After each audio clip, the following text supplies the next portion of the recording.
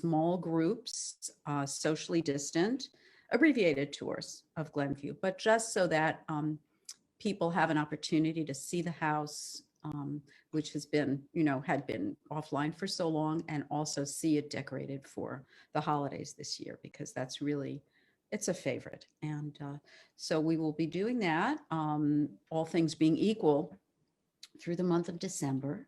And when we get into the week between Christmas and New Year's, when we will be open to the public Monday through Thursday, we will be having those 3, 1, 2, and 3 p.m. tours as well on those days. So, we hope those of you who are going out will come and see us. These are ticketed tours, so please, it's probably best to go online ahead of time and purchase your ticket so you won't be disappointed, because they are such small tours. And if you can come, wonderful. And if you can't, this is just such a treat to set the tone for the holidays and give you an idea of what the holidays might have been like for the Trevor family. And if you do come, it's great. It's a great preparation. You'll know everything when you walk into Glenview. So so let's take a look. I'm looking at the time, 1:30. So we'll wait maybe another minute and then we'll get started. Is that right, Laura? Is that okay? That's fine, yes. I just noticed on this first slide, though, that I guess something about the aspect ratio makes things be cut off. Oh, at the very bottom there? Yeah, I just went into that slide and I adjusted it. But that may be true on other slides too. Yeah, I think sometimes when I'm clicking between things, the lower part of my window opens up. So when I'm sharing, it does get a little cut off. Oh, do you mean it once we get started, it might not be cut off? Yeah. Oh, okay. That's So we'll see. Yeah, I'm just letting people in. And if anybody was wondering, that other voice who's off camera was Olivia Cipriano, who is our manager of public programs, who's going to be handling the slideshow and the chat. Well, Olivia, if you could click to the next slide, it's got our Zoom instructions that we usually say before we ever get to that slide. Right, that's true. So you can see all of this information here in sort of living color. Yeah. And Sarah Linda, I just want to make sure we thank Victoria McKenna-Ratjen, the curatorial assistant. She's not able to be with us today, but she really put this slideshow together. Then I went in and contributed and we worked on it together, but and she did a lot of research, and I just want to give her a shout out. Yes, thank you for bringing that up, Laura. And if you do manage to make it to the museum, Victoria curated those shelves in the library, right, Laura? And in the sitting room, yeah. And in the sitting room with all kinds of ephemera, Victorian ephemera, including amazing toys, miniatures, stuffed animals, dolls. So many of those things are pictured in the slideshow, which is great. So in addition to Victoria, who was instrumental in this presentation, I also wanted to thank, obviously, Olivia, obviously Laura, for putting this together, and also our wonderful docents and visitor services staff who are giving the live tours on the site. So thank you all so much. And at the end of the presentation, I'll just give you an idea of some of the other special holiday treats we have in store for you. So I think we should get started, Laura. Okay. Sure. The first slide that was up, we'll have another picture of it in a while, but it's just one of my very favorite things in the collection. I just thought I'd say. We could go to the next slide. So basically, the one that, yes, this one. Thanks, Olivia. Basically what happens every time we plan these events, and then I start with something that I do know a lot about, but then I always research it anew, and we start putting the slideshow together, which is very different from giving a live tour in Glenview. And every time I say to myself, every one of these sections could have been a whole slideshow.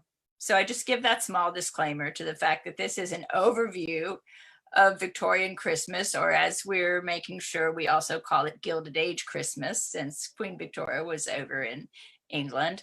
And we will touch on many different topics, including one thing I want people to keep in mind is like a big picture, which really interests me, is the fact that a lot of the traditions, many of the traditions that are still with us today in terms of celebrating a Christian and actually largely these days a secular holiday, come from the 19th century. And many of them date back further, but coalesced in a way that we recognize them now during the 19th century. And that's something that I always have found very interesting the whole time I've worked at the museum and curated Glenview. It is somehow the idea that the Victorian era and the American Victorian period began many aspects of our modern life today. It seemed so much more interesting to me than if I was just I don't know, talking about it as being ye olde time that had nothing to do with today. And I wasn't even able to really put it into words, but later on, much more recently, I realized one of the reasons that interests me so much is because it makes it more relatable. You know, if I'm talking about, you know, knights in shining armor, it's not like that's not a historical fact, but it's almost more like it's a fantasy or a fable in a way, compared to talking about the revolution of the print industry, for example. And we can really think that has had a huge impact on the way we live our lives today. So I like to keep that in mind in general. And then we'll be talking about Queen Victoria and American Christmas. And there's a lot of complexities there. At first, this section was called Queen Victoria's Impact on American Christmas, and I changed it to and in a few minutes, I'll say why. And then the role of the print media in popularizing Christmas, because it was less the fact that these things were new than that the Industrial Revolution and the print media industry revolution meant that they could be publicized to mass amounts of people. We'll talk about greenery and Christmas trees, Christmas cards, Father Christmas, aka Santa Claus, and gift giving. And then at the end, if we still have time left, we'll talk a little bit about feasts and treats, which is, as I said, a whole other topic. Next slide. So I always start, and this is maybe getting old even online here, because if you've been to a bunch of my talks, you know, I always start just by showing these same two slides and saying, welcome, if you're tuning in from far away and have never been to the Hudson River Museum. This is Glenview, which was the home of the John Bon Trevor family, was designed by Charles Clinton. And the style of the interior is known as Eastlake, and it was highly influenced by the fact that a centennial exhibition to celebrate 100 years of the United States of America was going on while it was being designed and decorated. Many of the other talks have more to do with that. This is a rather contemporary picture and also a picture from the 19th century. And that's just by way of orientation. Next slide. So we have been celebrating Christmas in Glenview for many, many years at the museum. You know, I realize that has some religious implications that don't apply to everyone, but the Trevors were Christian, and so they did celebrate Christmas. And they went to Baptist and Episcopal churches. Mrs. Trevor was an Episcopal, Mr. Trevor was a Baptist. I would love to be a fly on the wall during some of their conversations about religion, but that's the way it was. And so here we have a picture from probably the 1950s, because we have a lot of color slides of the museum's history starting in the 1950s of Santa coming into the Great Hall for some children that were at the museum. So I love that. And then on the right are some more recent, but not this year's slides of decorations in Glenview, in the Great Hall and the fireplace, and also in the parlor, where for several years we had a peacock theme. It's kind of hard to tell in this slide, but there is a peacock on the tree, and this was inspired by the fact that in this room, the Trevors had a real stuffed peacock. Next slide. So as for Queen Victoria and American Christmas, a lot of people say that it was Queen Victoria's celebration of Christmas and having a Christmas tree in her palace that had a huge impact on the popularity of Christmas trees and Christmas traditions in the United States. And I mean, this is an engraving that appeared in a publication, the Illustrated London News, which showed a Christmas tree at the palace in 1848. And it was a very popularizing image.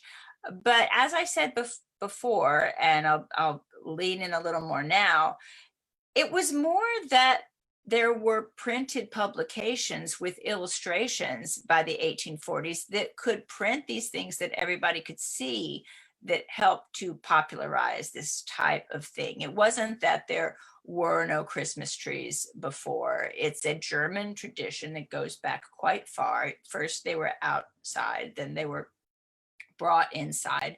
And Prince Albert was from Germany, and thus it was a very familiar tradition for him.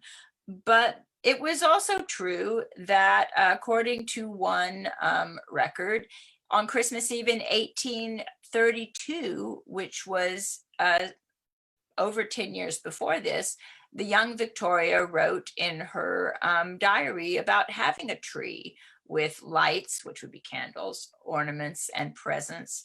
And indeed, there had been other members of the British royal family that were from Germany, including Victoria's grandmother.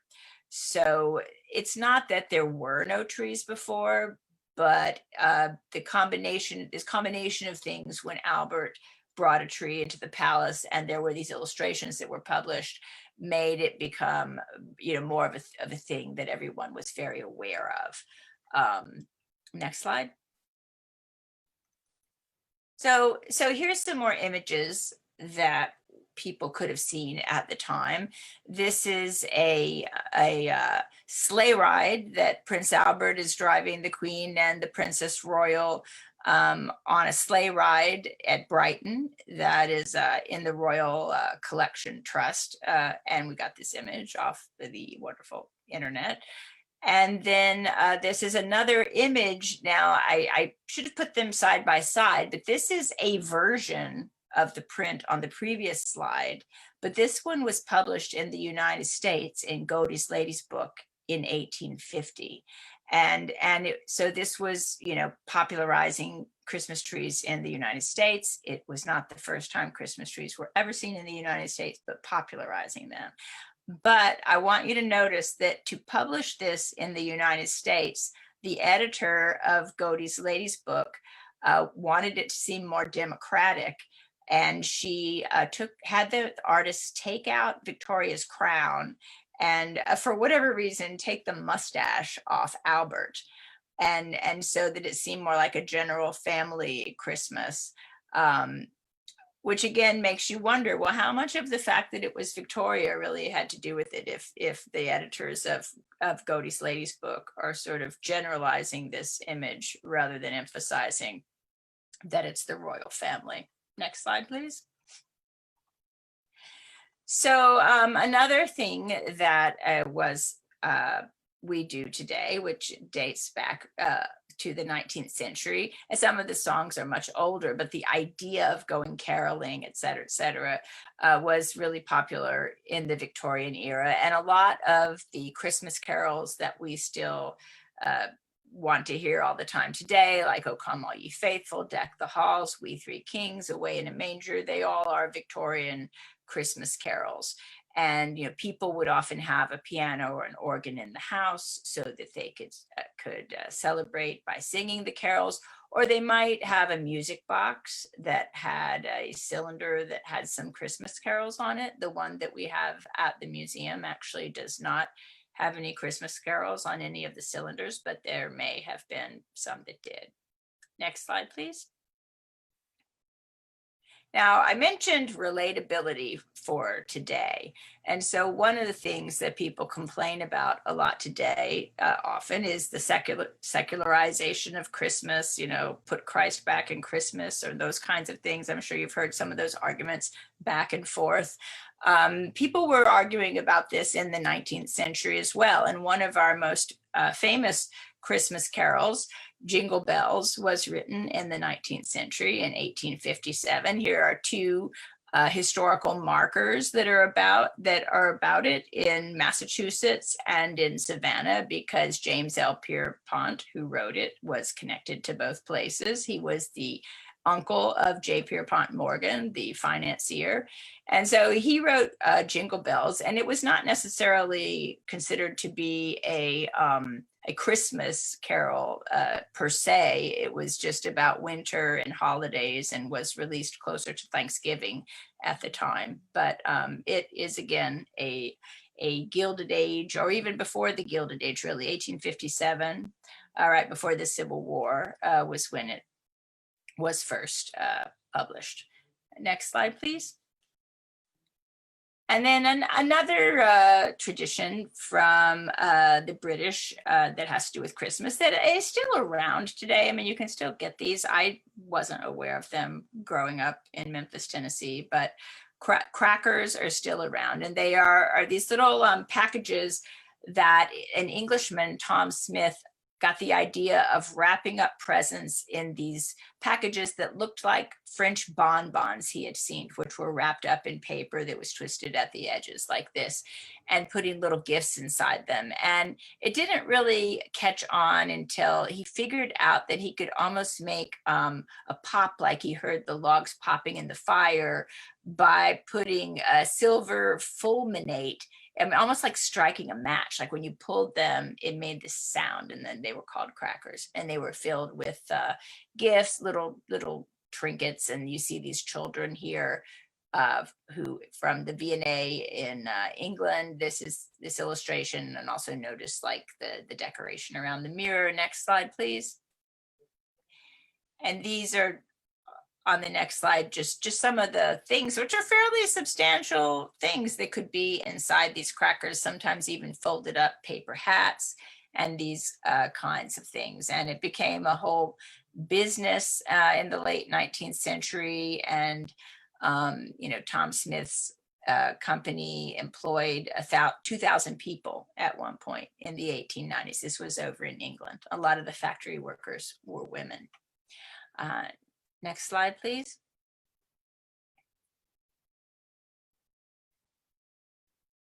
So one of the things I really wanted to emphasize that I mentioned already was the role of the press and the role of the revolution in print media in the 19th century, because then, you know, magazines like Harper's Weekly, which this is an illustration of, were published, you know, were circulated all over the country in the United States.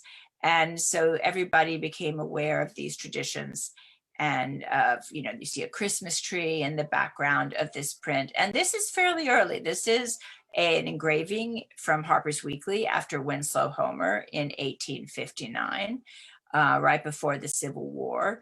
And so it shows a Christmas tree and a party, and then up on the upper right, sort of a more modest dwelling and a goat-pulled sleigh in a more modest part of town, and then in the center, the nativity scene.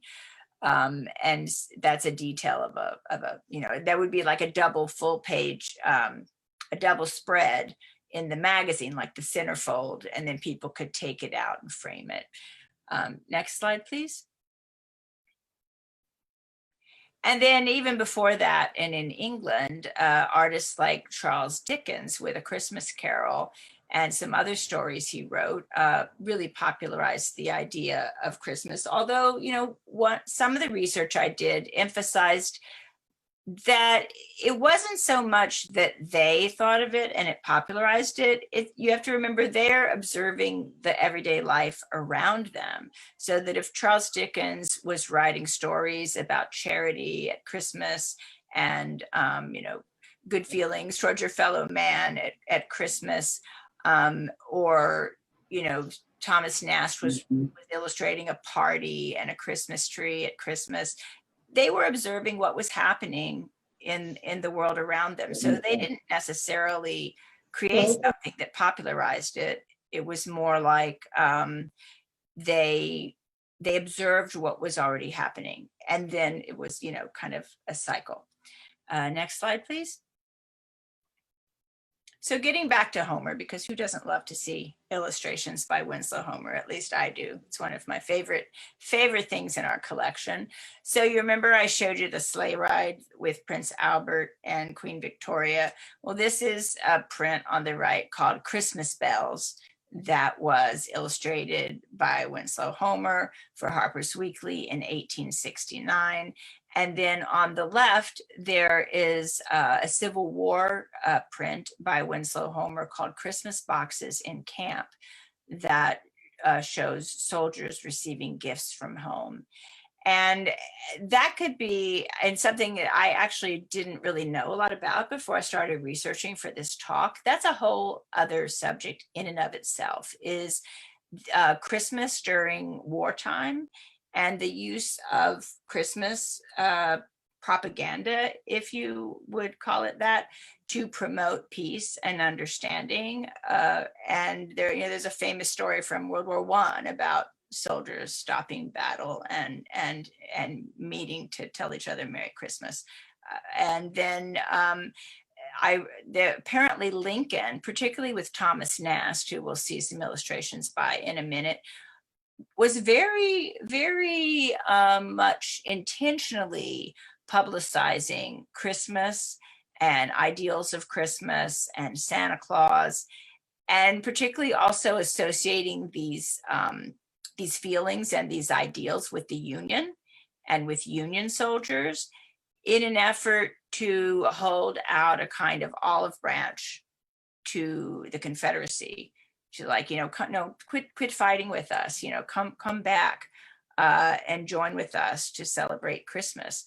It was a whole aspect of the topic that I had never even realized before I started researching for this talk. So that's why I was very intrigued by this. Both of these Winslow Homer prints are in our collection, and by the one of the Christmas Boxes in Camp. And this is actually from Christmas of 1861, and it wasn't until 1863 that Lincoln was really gearing up in that, after the Battle of Gettysburg, actually, to do a lot of publicity about Christmas with Thomas Nast. So Homer's even before that. Next slide, please. So greenery during winter and Christmas trees. We have a lot of Christmas cards in the museum's collection. Some of these are American, some of these were printed in Germany, which is where color lithography originated. And here we have a very old-fashioned looking Father Christmas bringing Christmas trees and toys, almost looking like a traditional, maybe St. Nicholas more than Santa Claus. Can we have the next slide, please?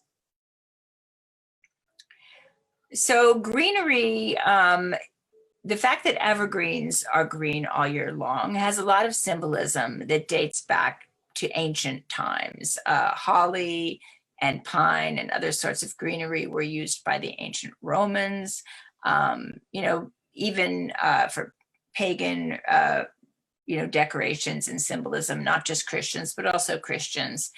And in ancient Rome, December was when people decked temples with foliage, and it had to do with different kinds of festivals like Saturnalia. And they used, in Egypt, they used palms because that was a different kind of greenery that was available to them.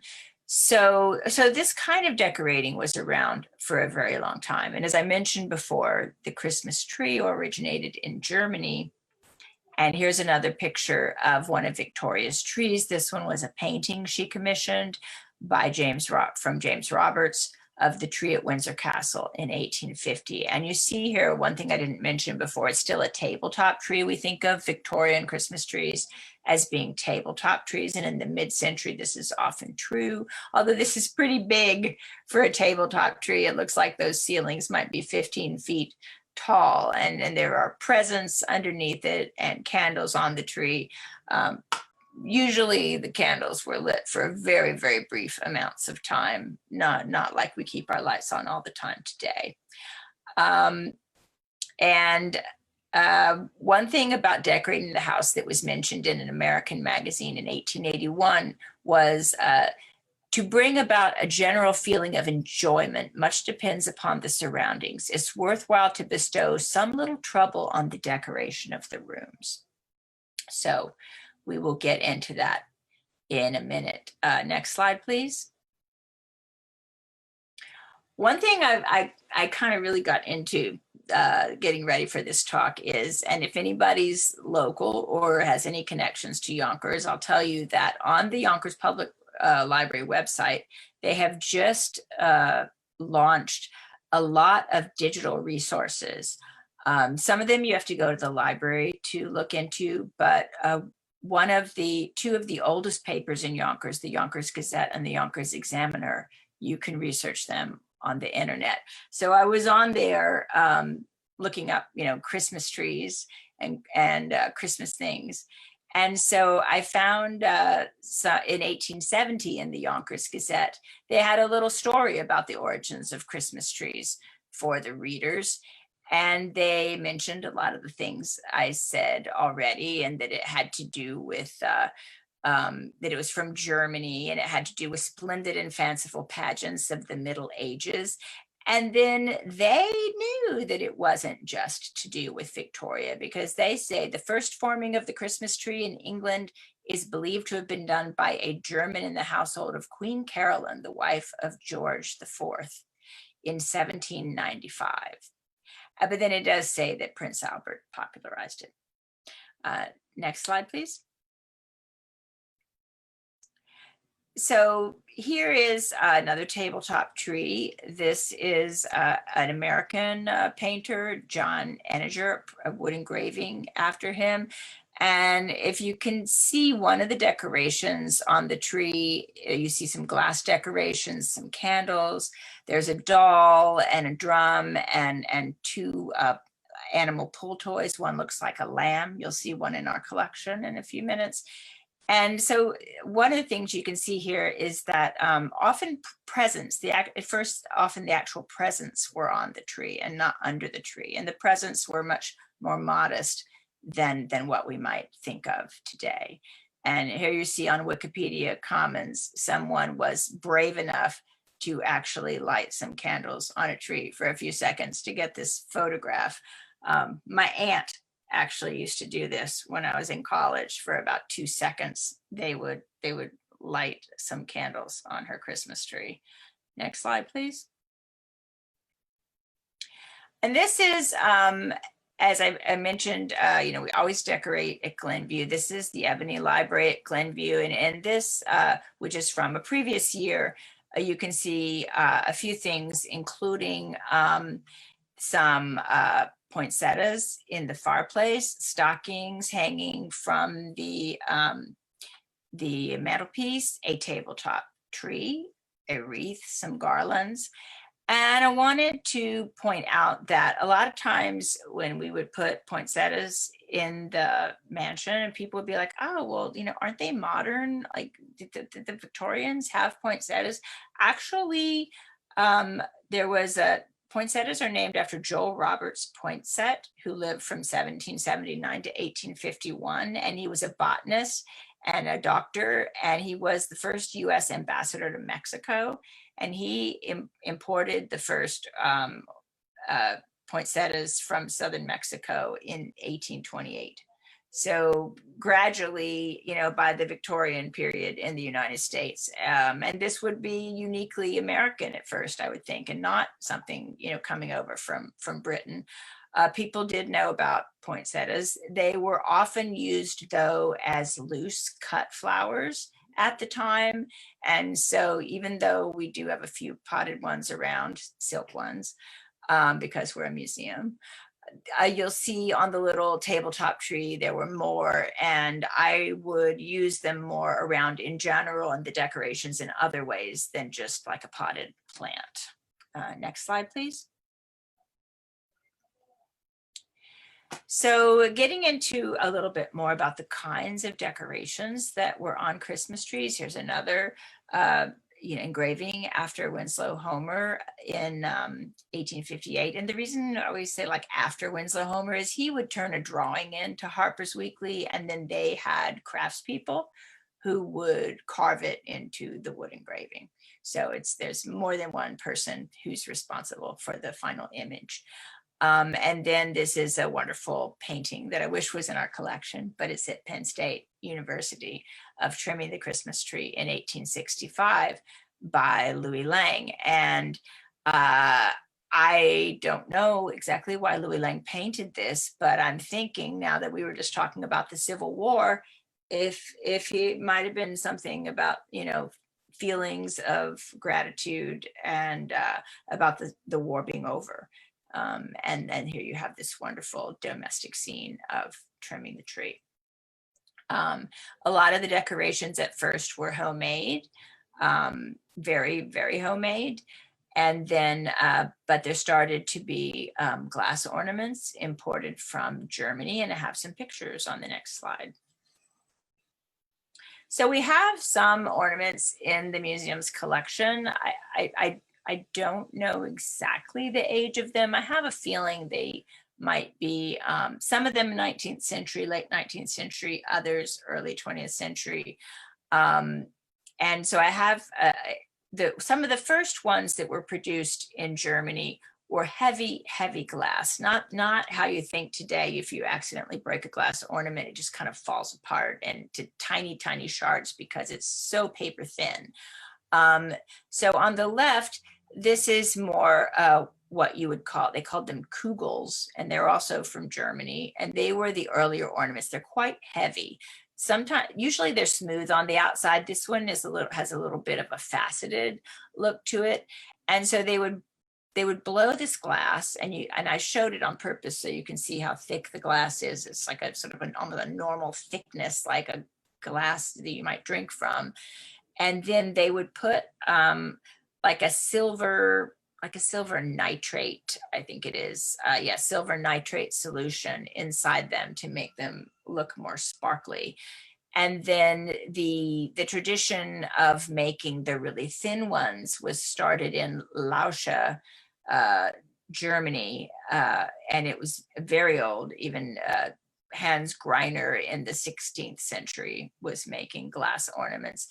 But when they started making these really thin ones, they would blow them into like a clay form to shape it. So they would like blow the glass into the form, and then again put the silver nitrate inside them. And these ones here we have, I almost think it looks like this might be meant to be a poinsettia in the center, or perhaps it's a chrysanthemum, but it really looks like a poinsettia to me. And then a foxglove and a lemon. And the lemon has sort of little crystallized, fake sugar around it's an indent, the part that looks like a lemon. And fruits and flowers were very popular shapes for ornaments. Next slide, please.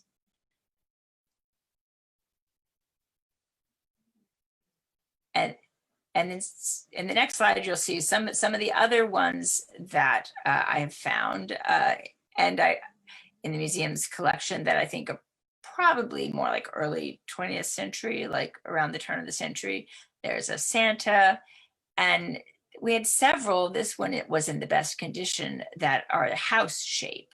And on this one, there's a little tin flower attached to the bottom to make it even reflect, more light from the room and from any candles, on the tree. Next slide, please. And here's a few more ornaments in the museum's collection.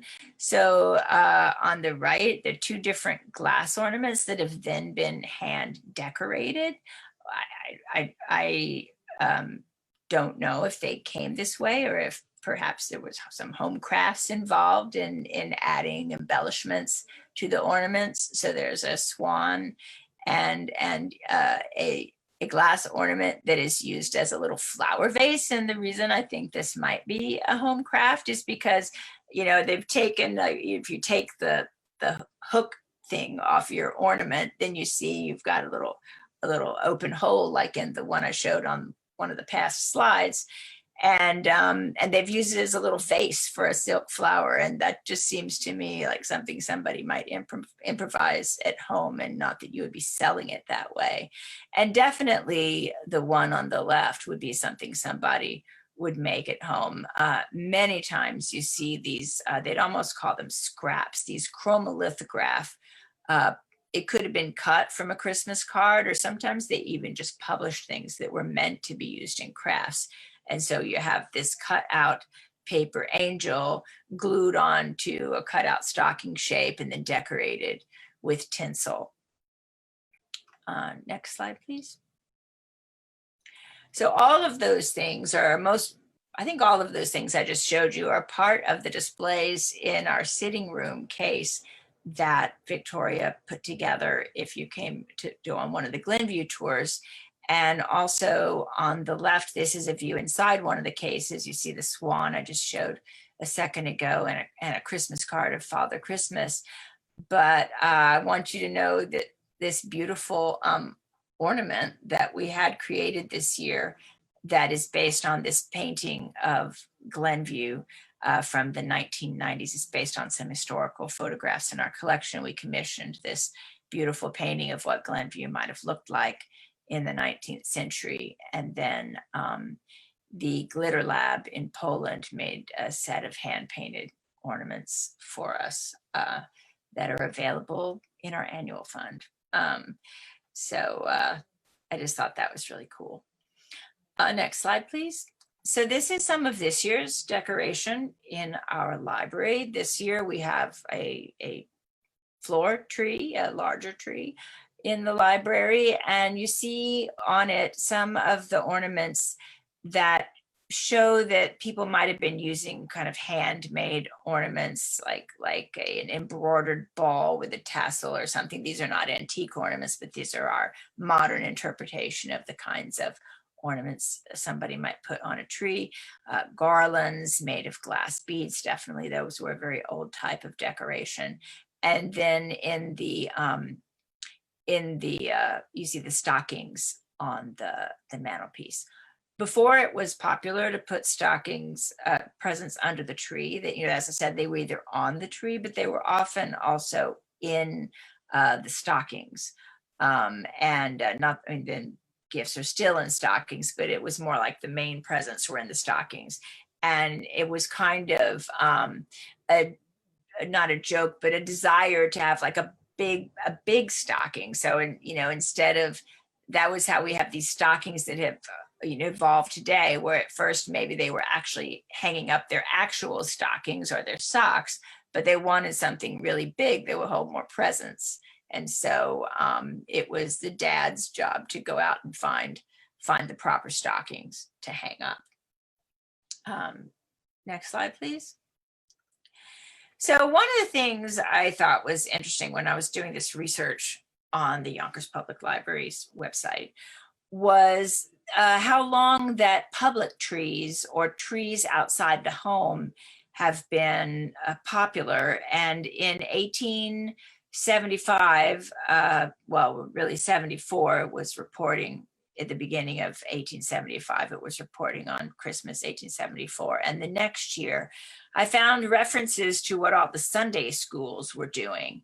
And so, and again, speaking of the secularization of Christmas, so in 1874 at the Nebrahan Avenue Baptist Mission Sunday School, they talked about how they had a Christmas party, and they sang, they read from scriptures, they sang Christmas carols, they had a tree, and even Santa came, and it even tells you in parentheses what parish, dad was playing Santa, somebody named E.W. Kuster, and gave the kids presents.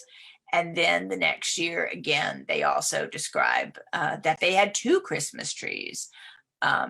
And all the kinds of decorations and that were on them and presents that were under them. Next slide, please.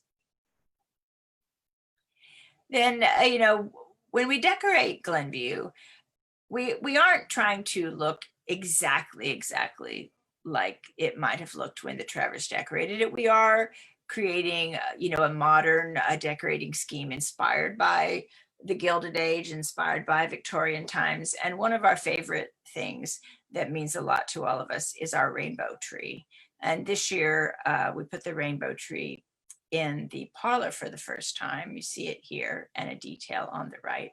And of course, the rainbow tree to us, is a symbol of love and support for exactly what you think it might be. And I was taken by a quote from Gilbert Baker, who designed the modern rainbow flag, who said the rainbow came from the earliest recorded history as a symbol of hope. So he picked a rainbow symbol for the rainbow flag in support of LGBTQ because it was a symbol of hope, and for him, a symbol of liberation. And so everyone loves our rainbow tree. And there it is. Next slide, please. Here are some more of our decorations this year in Glenview. The garland on the Great Hall stairs and a detail of that. And then looking past that, you see the wreath on the fireplace. And wreaths, as today, were made of fir and holly and ribbons and berries. And they're fairly much to hang them up like that is a more modern, as in 19th century touch. They were first made as the Advent wreath. Many of you may know about that you see in churches, that you light a candle, on every Sunday of Advent before Christmas. And then the Lutheran Protestants in Germany, had that tradition. And then, now we hang them on our doorways or on our fireplaces. But the circular shape is an ancient symbol of protection. And we should have the next slide, actually, if we're talking about mistletoe. So here, actually, just because this is where I didn't have room on the previous slide, I didn't want to make things so small that you can't see the details. But here's an engraving from Harper's Weekly. This one isn't Homer, it's Thord Thulstrup. And it shows the process of gathering the greenery out in the snowy woods. It's a very romantic scene. And then, though, it shows people preparing the greens. And this might be in someone's house, or it almost looks like it might be more of like a cottage industry. They have a lot of greenery there to make some decorations, and they're forming it into leaves, or you would also, have to wire it together to make roping. And there were a lot of places, just like today, when you go to New York City, you see them selling Christmas trees and roping out on the street. By the late 19th century, you would also see those kinds of establishments selling greenery to people. And then on the left, we see people under the mistletoe on 2 Christmas cards in the museum's collection beneath the mistletoe bough. And this was, mistletoe is a well-known holiday plant, as everyone knows, but it was prized in ancient cultures too, and believed to be medicinal in many ways. But then also the fact that it blooms in the winter during ice and snow, they felt like it was a sign of vitality. And the Druids even thought that it could be medicinal in the sense of almost a magical sense of being medicinal, that it would help restore fertility. And so there's it's kind of a jump, but I think that is what people theorize is sort of the connection with kissing, is that the mistletoe symbolizes fertility. And at first in Britain, it was used in the servant class in the mansions, but it trickled up, I guess, to be popular among everyone. And, it was a way that a man could steal a kiss from a woman. I think, at least in the 20th century, it's more back and forth. Anyone might try to get anyone under the mistletoe, not just men trying to steal a kiss from a woman. Next slide, please. So here I see we're we're coming into the home stretch, so I'll speed up. As I said, we have a lot of cards in the museum's collection. Cards were found in England, but it was really like in the 1840s even, but it was really the evolution in the print industry after the Civil War and the advent of color lithography from Germany, which really took off in terms of making very lavish, decorated color Christmas cards. And the most famous person associated with that is Louis Prang in Massachusetts, near Boston, in Roxbury. And he started doing this in the mid 1870s and continued throughout the 19th century. He used zinc plates, which was a cheaper kind of lithography than lithographic stones. And some of these cards were hand decorated with fringe, as you see here, and they could be very expensive. And so I love this card because it's very meta, as we'd say these days. It's a card about cards. He's got a card and he says, "I've bought a prettier Christmas card than ever I saw before. I'll hasten to the one I love and leave it at her door." Next slide, please. And this is just shows the full card from the one I had a detail of before, the couple with the mistletoe. You can see how elaborate they could be. This is two-sided. I don't know when, I think it was more like or in the early 20th century that cards were more like what we think of as a card where you open it up and there's space to write a message on. Almost all the cards in the museum's collection are like a single card, not something you open up with blank space. So this is a double-sided card, and it's got the fringe, and it's very sweet. It's got the kid in the little Lord Fauntleroy suit kissing his grandmother also under the mistletoe, not just the young couple. Next slide, please. A lot of slides have images of motherhood, surely meaning to associate mothers with the Virgin Mary and babies with the baby Jesus. The light of the home. This one says on the right, and there's a Christmas tree in the background, but this one with the baby elephant getting the present of the baby elephant toy from the mother elephant is one of my favorites. Next slide, please.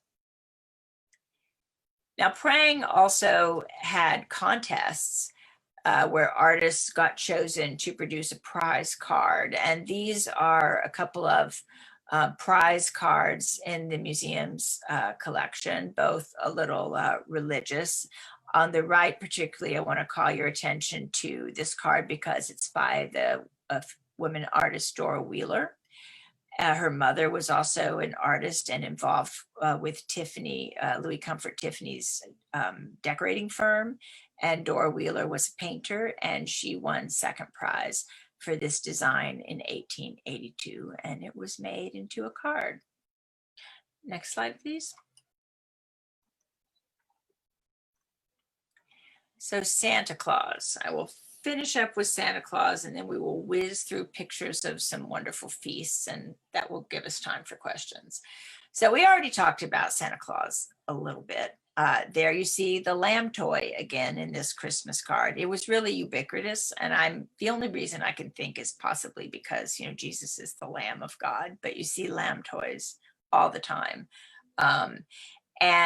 So Santa Claus really evolved from sort of a Father Christmas. There was German Kris Kringle, there was Dutch St. Nicholas. Washington Irving wrote about him, but it was really due to Clement Moore's poem, Visit from St. Nicholas, which was then in turn inspired Thomas Nast, who created a vision of the modern Santa Claus. And we can just go to the next slide for a moment, and then the one after that, Olivia.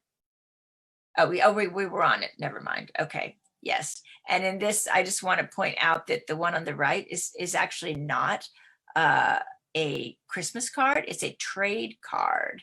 And so just talking about like 19th century being like today and Christmas getting commercialized. This is an ad for a store that says, you know, holiday presents at retail, that shows these two little girls and a Christmas tree and their toys. Next slide.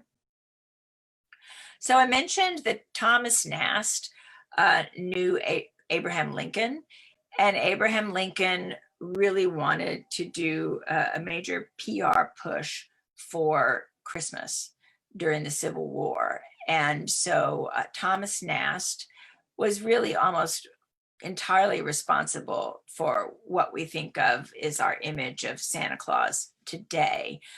He was an artist who was born in Germany, immigrated to the United States, also worked for Harper's Weekly, probably Homer and Thomas Nast, the two most famous American artists who worked for Harper's Weekly. And inspired by Clement Moore's poem, he created images like these. Clement Moore actually later lived in Ossining, but I think he did not live in Ossining, which is in Westchester County, not far from the museum. I don't think he lived there yet when he wrote The Night Before Christmas. Next slide, please. Now here are just some more Christmas cards, and they show toys. Here, instead of Santa Claus, maybe this was someone who did not like the secularization of Christmas. They show angels dropping toys down to the children. And then on the left, an actual photograph used in an 1890s Christmas card showing children with some toys. The cards in the museum's collection, the photograph is from Wikimedia. Next slide, please. So originally the toy gifts were fairly modest, but you know, the Industrial Revolution, besides, you know, helping the print industry, really meant that there could be a whole toy industry developing. And here's a teddy bear from our collection from around the turn of the century, and also a checkerboard we have that has pictures of Civil War, Union Civil War generals on it, and Abraham Lincoln. Next slide. Some of these are on view right now in Glenview. Is a very early doll that has molded hair, a China doll. And here is the proverbial lamb toy that's in our collection. And this one actually was from F.A.O. Schwartz. And then we have a chess set and a miniature croquet set on display too. Next slide, please. And then this is just something that gave me a laugh. So in the Yonkers papers in 1879, they suggested that you might want to make a snowball and fill it with toys. And they didn't mean a real snowball. They were talking about taking crinoline or corset, like whalebone, and making it into a kind of piñata full of toys, and hanging it and letting people break it and the toys fall all over the place. It sounds hilarious, but I don't think this ever caught on. Next slide, please. So feasts and treats, I would just say here is, people would actually roast peacocks, which sounds really gross. In the 19th century, this is a print we have in our collection. Next slide, please. Here is a recreation of a Victorian Christmas at a historic house in Leeds, England. And again, some real feathers on top of this creation, which just sounds very gross today, but that was very popular. Next slide. So at least if you're a certain age, like maybe my age and older, you've heard of the Fannie Farmer Cookbook. So here are some recipes and some menu suggestions from the Fannie Farmer Cookbook, including potato stuffing, applesauce, Duchess potatoes, roasted goose, and here's the recipe for the roasted goose. Even we were talking about, we saw a reference to Queen Victoria roasting swans, which sounds really sad. Next slide, please. Just more pictures of huge festive holiday dinners. The housekeeper, cook bringing in the plum pudding, which is more like a very moist cake. You know, it's not like Jell-O pudding like we think of that kind of pudding. Next slide, please. And in fact, here is also someone coming in. Hooray for the pudding from a wood engraving from the magazine Little Folks. And this is a pudding or frozen food mold from the 1920s in the museum's collection. And this is the kind of device, it sort of comes apart, and almost like it's got a lid, like this is the lid, and then it's flat underneath, and you would make this molded thing. You could either chill it, or since it's made of tin, you could cook it or steam it. Next slide, please. And we have some really wonderful decorations on the table in the dining room in Glenview this year that are done by Debra Blair, who's an interior designer and a member of our board of trustees. And they are inspired by the toys and the ornaments in the cases, and also the plates that you can see. And it's in the next slide, you can see them better. The plates that you can see that are part of this display are from the collection. The red and gold plates are English Coalport porcelain plates. And next to the table, we have this mannequin in a beautiful, beautiful aubergine velvet dress that has, I wish I had a detail, it has these cut copper and steel buttons up and down the bodice. Next slide, please. So one of the things that is heartwarming about Victorian Christmas and Gilded Age Christmas, and I think it's really with us today, is in a lot of the newspaper articles and a lot of the literature, a lot of the stories are all about being charitable at Christmas. A lot of stories about people that made gift baskets with food and presents, and even delivered Christmas trees to citizens in less affluent areas of cities. So you see here the kindly Robin on this Christmas card, who is giving a berry to someone who is in need. You see this, that Christmas card is from the internet. The Christmas card on the right is from our collection, and this little girl and her Saint Bernard are bringing gifts to somewhat less fortunate than themselves. And, I think that's really a good place to end, because I think it's a really powerful message for Christmas. As Abraham Lincoln also was thinking during the Civil War, that Christmas can bring out the best in us, whether we're thinking of it in religious terms or secular terms. It brings us closer to each other and our fellow humans. Thank you. Do we have any questions?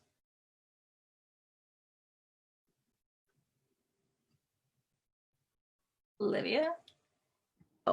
So on Facebook, I think we just had some fans. They're very excited to hear you back on some curators tours, which is really fun. I haven't had any questions, so I'm going to give people a little bit of a chance. Well, we are all at 2:30, so maybe I talked so long I answered any question anyone could possibly have. Yeah. Oh, did the Trevors decorate every room downstairs? We actually don't know. I mean, the only information that we have, daughter Emily, who lived at Glenview and with her mother in the city her whole life, she never married. In her diaries, she would talk about some of the things that they were doing at Christmas, and she did not mention decorations. She talks about going to church and maybe going to the opera with some friends, and she mentions the presents that she would get. And curiously enough, it underscored this idea that the present giving was more simple than it is today. Because even though some of the presents were lavish in terms of the likely expense, like a diamond brooch or something, it would just be like one present. She's like, Mary gave me a Meissen cup, and Mom gave me a brooch, and it seems like just like one, it'd be like one gift. But we don't really know about their decorating. She didn't fill out her diary to that extent. So that's one reason this talk is about a lot of other research, what other people did. We had another question. Do we have any reproductions of the Christmas cards on sale in the gift shop, or even ornaments? So we do have some. I think last year we had some reproductions. Are you aware? I think we might have some reproductions, but not of the ones in our collection. Yeah, we also have And some vintage style ornaments, but not from the ones in our collection. yeah, that's what I thought as well. We do Yeah. have Christmas cards for Woman to the Fore if you want to send out some Woman to the Fore Christmas cards. Sarah Linda is asking, does anyone know the origin of the Christmas pickle that would be hidden in the tree for children to find and win a special prize? Well, spoiler alert, the person I was reading who was trying to debunk Victoria's influence on Christmas also was debunking the pickle myth. But the pickle, I think they were saying a real pickle would be hidden in the tree in Germany, and then it was like a game to see who could find it, and later on it was a molded pickle. And you would ask me about the one thing, I don't remember the details entirely, and I haven't had a chance to fact check this one particular person I was listening to, but there is some contention whether that was just like some fake news to pump up pickle ornament sales. What do you know, Sarah Linda? Do you want to go on mic and say anything about that? Because you know the other side of the story. You're cracking me up because I didn't realize that. But I haven't had a chance to read anybody. I haven't had a chance to read anybody else's opinion, pro or con. The pickle, whether it's fake or real news. Yeah, I don't know. And maybe somebody in the audience knows. I don't know. It's just something that when we would go visiting, my kids would participate in that. It was really funny. But so I don't know if it's fake or real, but it's fun. I think Alyssa has a question. I'm assuming that is our Alyssa. Yes. Alyssa, yeah. How would Victorian trends from England make its way to the US? Would the artists Winslow Homer and Thomas Nast travel internationally? And I mean, I don't think that they did. I mean, it would be moving in the other direction.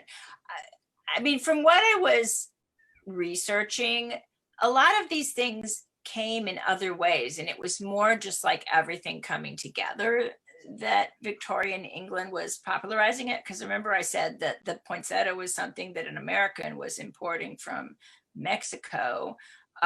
Many Germans immigrated directly to the United States, even during revolutionary times in the 18th century. So, some of the controversy among historians of holiday traditions is how much of those traditions of having greenery or even trees were already here and just not as well known. I mean, sort of the match that lit the tinder would be a greater circulation of printed both text and images, so that people would know about these things.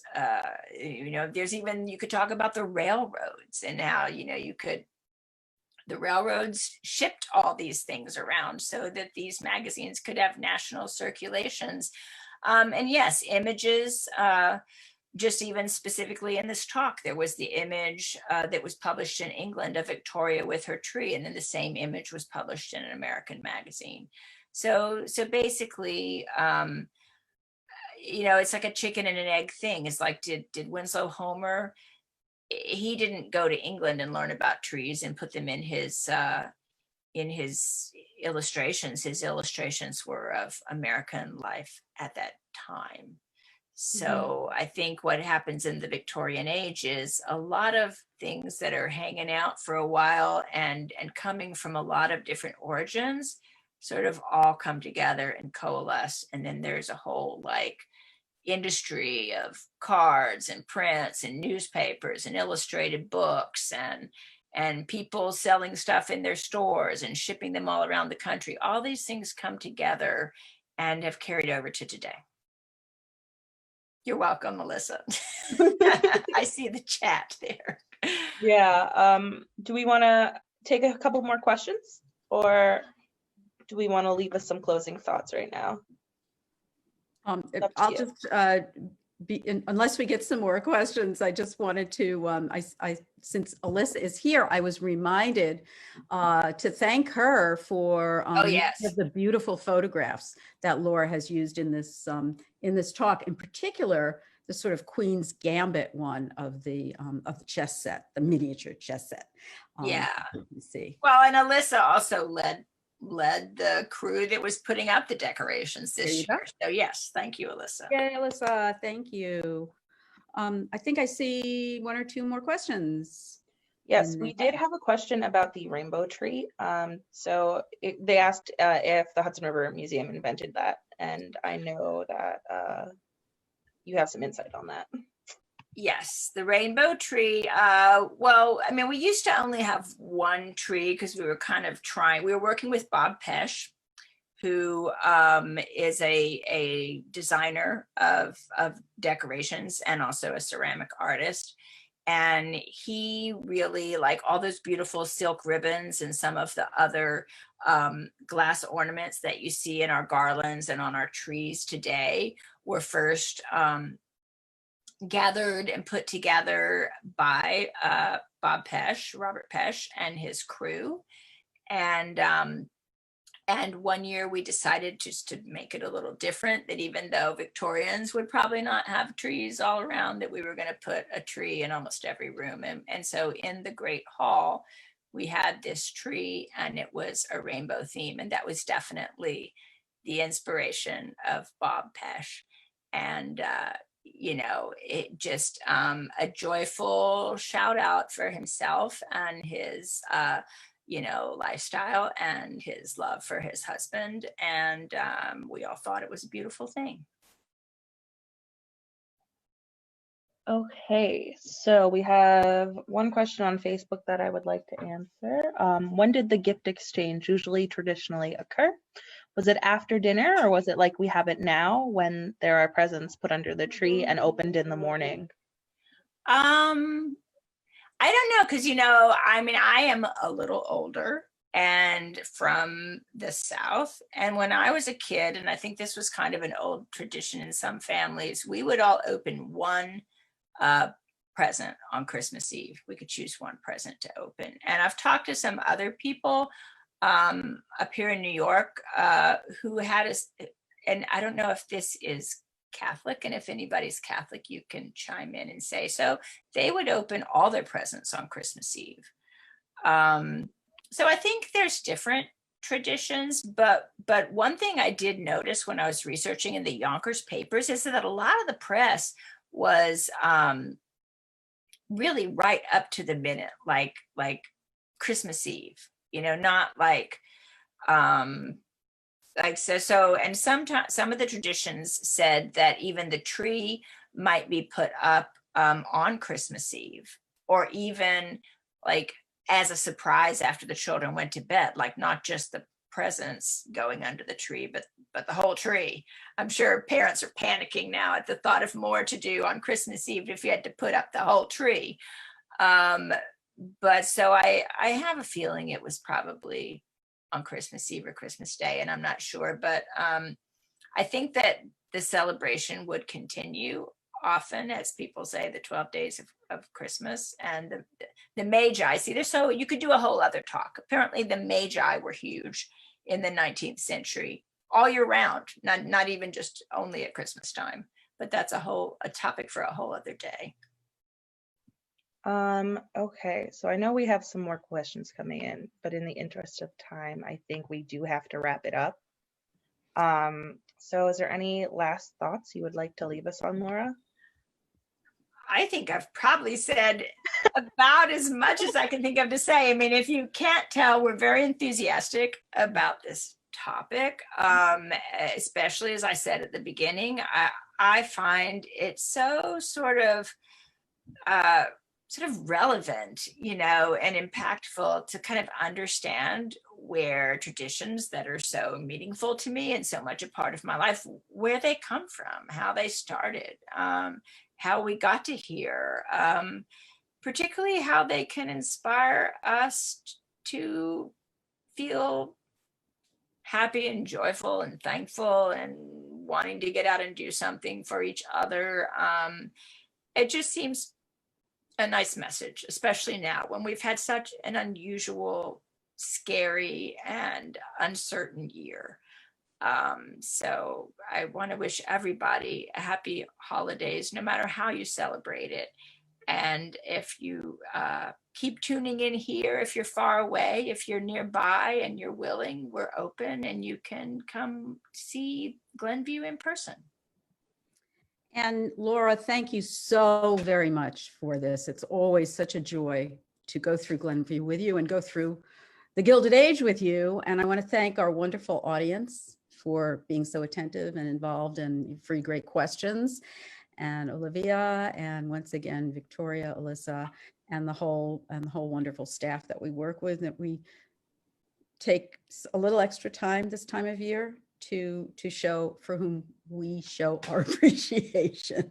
It's just so wonderful to work with everyone here. And I did want to share with you a couple of upcoming special holiday celebrations that we are going to be having, in addition to our tours and programs that are connected to landscape art and virtual travel, to Women to the Fore. On Saturday, December 12th, that's next Saturday, we have the virtual holiday spectacular in which Broadway comes to Glenview.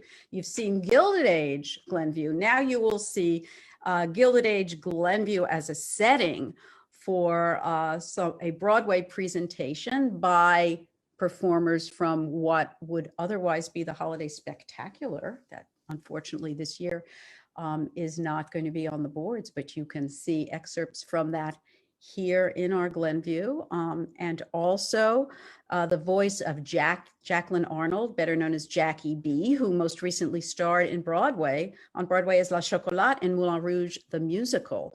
This is going to be a virtual event. So please check out our calendar and register, buy some tickets, and join us next Saturday at 4:00 for Broadway Comes to Glenview. And also, as I mentioned, we are going to be open for Schools Out, Stars Are In, that's SOSI week, between Christmas and New Year's, with virtual STEM and STEAM workshops online, and also Glenview tours by ticket Monday through Thursday. So I invite you to check out our calendar for everything that's coming up. And once again, thank you all so much for being with us today, and celebrate warm, wonderful, peaceful, happy, hopeful holidays. Hopeful is a nice word, yes. Thank you. Bye, everyone. Thank you.